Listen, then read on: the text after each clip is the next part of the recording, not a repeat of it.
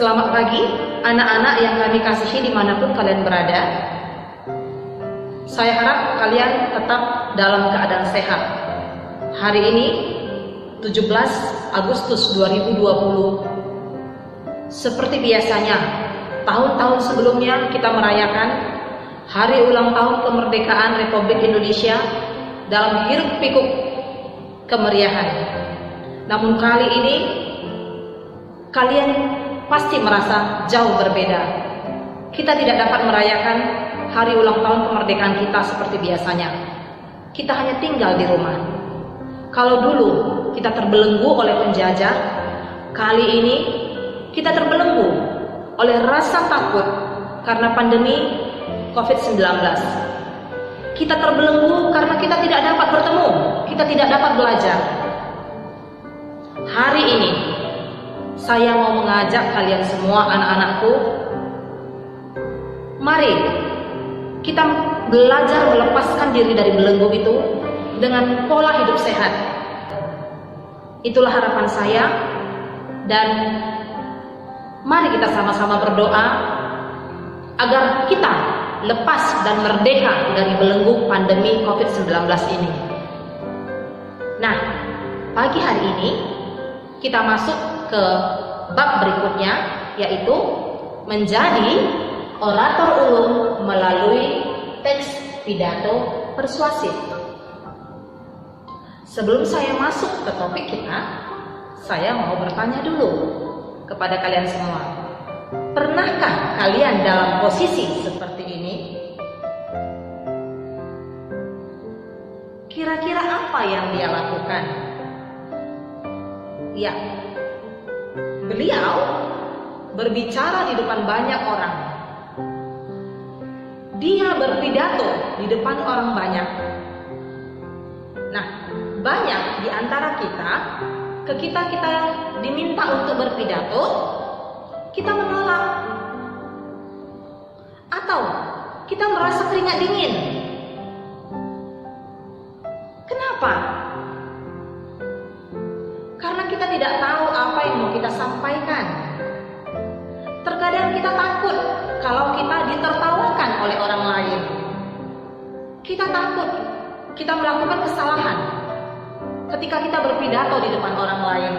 Atau kita takut ketika kita berpidato, audiensnya pada ngantuk. Oke? Dan itu semua menjadi ketakutan-ketakutan kita. Nah, perlu kita ketahui, berpidato tidak selalu dalam posisi resmi. Kalau dalam situasi resmi, contohnya pidato kenegaraan, ketika Presiden Joko Widodo berpidato di depan rakyat Indonesia, itu namanya pidato resmi. Atau ketika Joko Widodo berpidato di depan para menteri-menterinya, itu namanya pidato resmi. Namun, terkadang siapapun kita, apapun posisi kita, apapun status kita, terkadang kita diminta untuk berpidato dalam situasi tidak resmi. Contoh, ketika acara ulang tahun, ketika acara kumpul-kumpul keluarga, ketika acara kita berada di kelas, kita diminta berpidato. Nah, apapun kita, apapun pekerjaan kita, status kita harus bisa, harus mampu berpidato walaupun itu dalam skop yang kecil.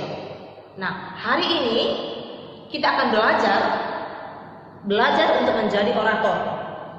Dan saya yakin kalian pasti bisa. Saya akan menunjukkan kepada kalian beberapa orator ulung Indonesia.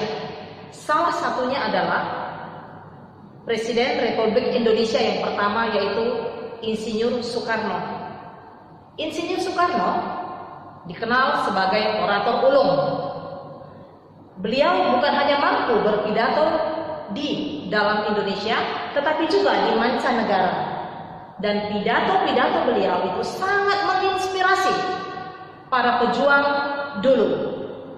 Dan banyak isi pidato beliau itu sampai sekarang kalimat-kalimatnya masih dikenal dan diingat hangat di telinga kita.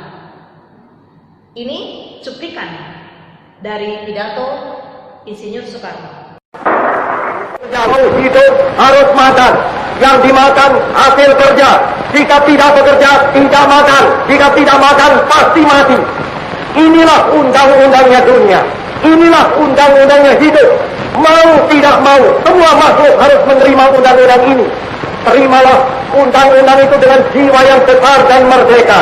Jiwa yang tidak menengadah, melainkan kepada Tuhan.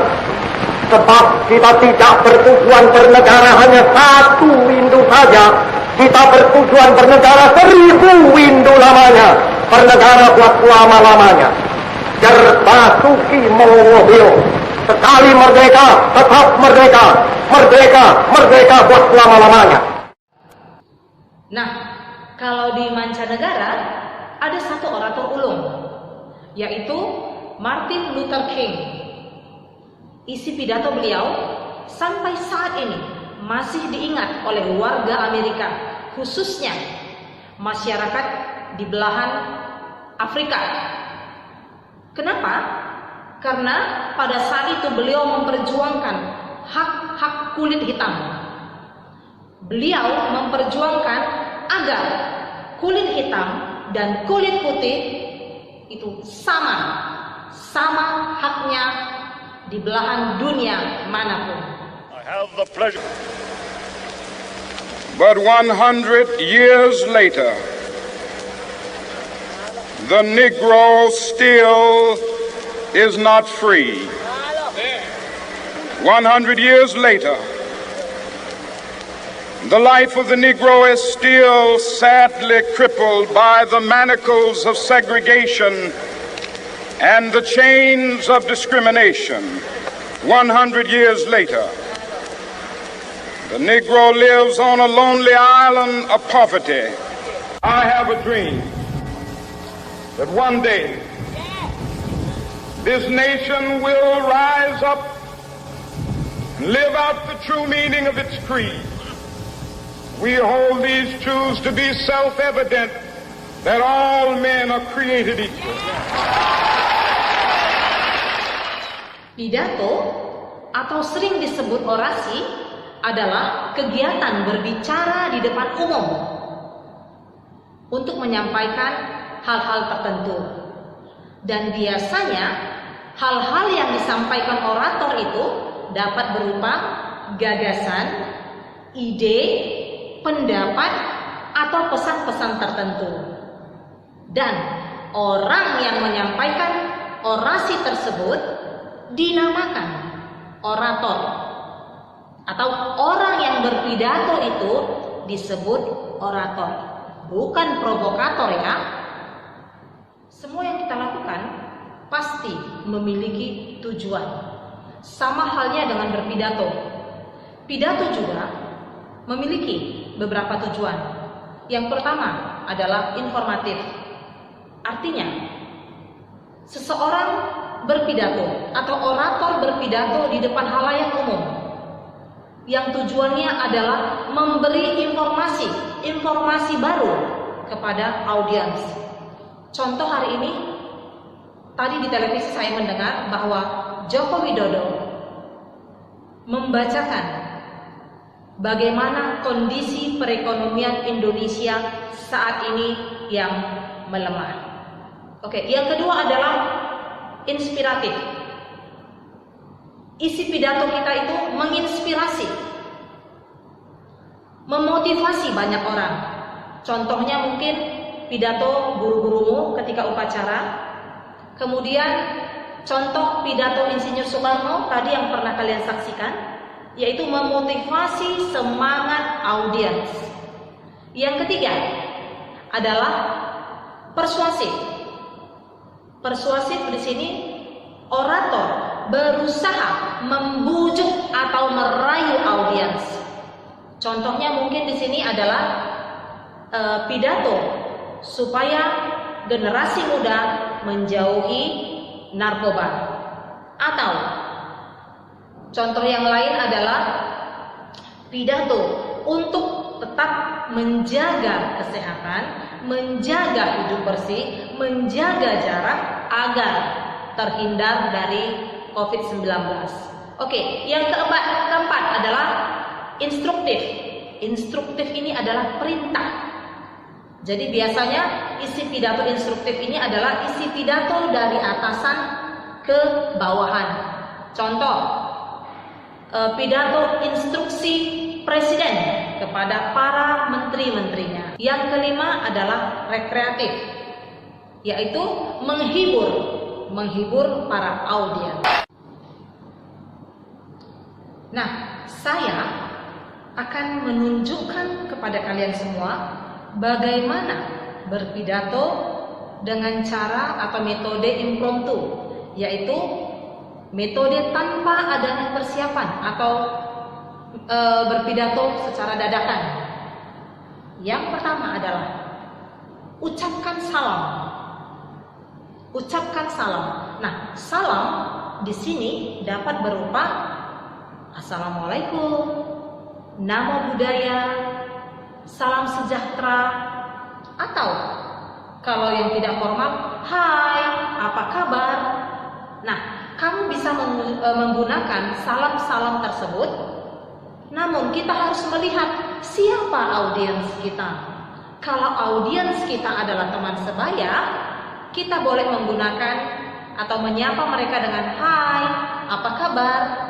Namun, apabila audiens kita itu adalah orang-orang yang ada di atas kita, yang umurnya jauh di atas kita harus menggunakan yang lebih formal. Contohnya, yang terhormat Bapak Ibu guru, yang kami hormati Bapak Ibu sekalian, dan yang lain-lain.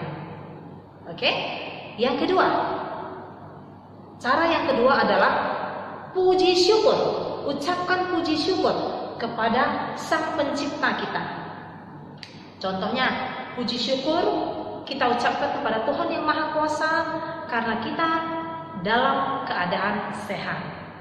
Nah, yang ketiga, cara yang ketiga adalah kamu menggunakan seperti yang kita ketahui.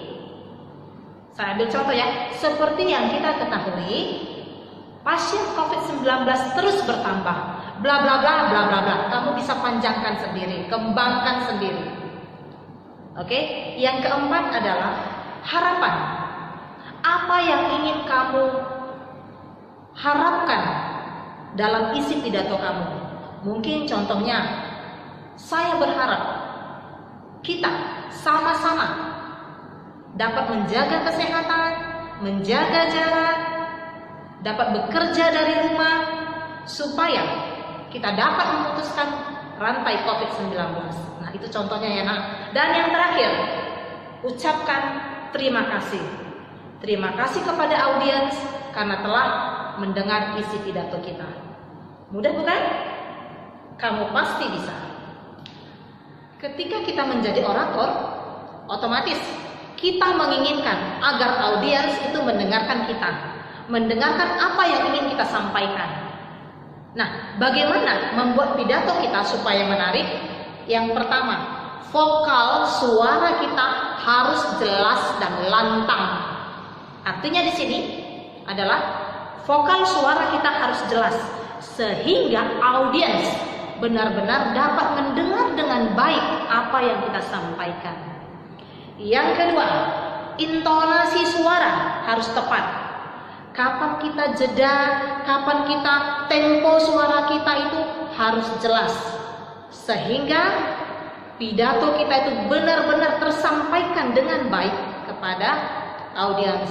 Oke, yang ketiga, kita harus memainkan ekspresi sama seperti saya ketika saya menjelaskan suatu hal kepada kamu. Ekspresi tubuh saya, tangan saya, gerakan mata saya itu semua main. Supaya apa? Supaya kalian itu mau mendengarkan saya. Namun perhatikan nak, ketika kita menjadi orator, gaya kita di podium itu harus kita tetap jaga. Jangan terlalu lasak jalan sana jalan sini, oke? Karena nanti ketika kita terlalu lasak di depan podium, orang lain pun akan bingung melihat kita, oke? Oke? Sekarang saya akan menjelaskan Struktur teks pidato persuasif yang terbagi 4 bagian besar. Yang pertama adalah pembukaan. Pembukaan ini meliputi bagian salam, ungkapan syukur, dan terima kasih karena audiens hadir di tempat itu. Oke. Yang kedua, pendahuluan. Pada pendahuluan ini kita mengungkapkan gambaran isi pidato yang ingin kita sampaikan. Oke. Yang ketiga adalah bagian isi. Nah, pada bagian isi pidato ini berisi gagasan, ide, pendapat, tindakan, atau pesan-pesan tertentu yang ingin kita sampaikan kepada pendengar. Dan yang keempat adalah bagian penutup. Bagian penutup ini di sini kita mengungkapkan kesimpulan. Kesimpulan isi pidato kita, kemudian permohonan maaf apabila ada kata-kata yang salah dalam pidato kita, dan yang terakhir itu adalah salam penutup. Mudah bukan? Nah, berikut ini saya tampilkan teks pidato persuasif bertema COVID-19. Kalau kamu perhatikan, isi pidato ini terbagi atas beberapa paragraf. Nah, kita perhatikan paragraf pertama berisi pembukaan yang berupa ungkapan syukur kepada Sang Pencipta dan salam sapa kepada rakyat Indonesia. Paragraf kedua berisi pendahuluan, yaitu gambaran isi pidato tentang pasien COVID-19 yang meningkat jumlahnya dari hari ke hari. Nah, paragraf 3, 4, dan 5 merupakan isi pidato. Oke. Paragraf 3 isinya yaitu banyak negara melakukan lockdown, tapi ada juga negara yang tidak melakukan lockdown namun dengan protokol tertentu. Oke, paragraf keempat yang isinya pemerintah bekerja sama dengan WHO menangani pandemi ini. Paragraf kelima berisi ajakan untuk sama-sama memerangi virus tersebut. Oke. Paragraf keenam berisi harapan orator kepada rakyat Indonesia. Paragraf ketujuh berisi ucapan terima kasih dan salam penutup. Nah, sekarang kita masuk ke bagian berikutnya, yaitu langkah-langkah menyusun teks pidato persuasif. Nah, langkah yang pertama yang harus kamu lakukan adalah menentukan topik. Ketika kamu membuat pidato persuasif, yang pertama kamu lakukan adalah tentukan topik. Pilihlah topik yang menarik, yang berhubungan dengan audiens. Terlebih-lebih lagi apabila topik itu sedang hangat-hangatnya dibicarakan saat ini. Topik yang aktual. Karena kalau topik yang aktual itu orang atau audiens senang untuk mendengarkannya, untuk menambah wawasan mereka. Oke, yang kedua, tentukan tujuanmu berpidato. Apa tujuan kamu berpidato? Apa yang tujuan yang ingin kamu sampaikan? Apakah kamu sebagai orator ingin adanya perubahan tingkah laku terhadap audiens atau yang lainnya? Oke. Nah, yang ketiga, kumpulkan data-data yang mendukung dan alasan-alasan yang masuk akal. Karena orang zaman sekarang lebih percaya dengan fakta. Oleh sebab itu, kumpulkan argumen yang mendukung untuk mendukung, mensupport isi pidato kamu. Oke. Yang keempat, susun kerangkanya. Oke, susun kerangka pidato persuasif. Setelah kamu masukkan itu ke dalam kerangka-kerangkanya, kemudian kembangkan kerangkamu dengan kemampuanmu berbahasa. Oke? Mudah bukan? Baiklah anak-anak, itulah sebagian penjelasan saya tentang menjadi orator ulung melalui teks pidato persuasif. Saya harap kalian bisa belajar dengan baik meskipun jarak memisahkan kita. Menjadi orator bukanlah hal yang sulit. Saya bisa, kamu juga pasti bisa. Salam merdeka.